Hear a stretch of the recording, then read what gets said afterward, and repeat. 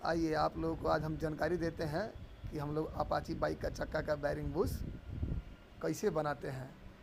पहले तो हम लोग लेथ में बांध के इसको सेंटर करते हैं, जो हमने पहले ही करके रख चुका है। और फिर देखिए हम लोग सेंटर करने के बाद में ये बैरिंग बुश हम लोग बना रहे हैं। आज इसके बारे में कुछ लेथ में आपको हम जानकारी देते हैं। जब हम लोग का बैरिंग का भाग जब प्ले हो जाता है तो हम लोग ऐसे कटिंग करके इसको बैरिंग बुश हम लोग बनाते हैं।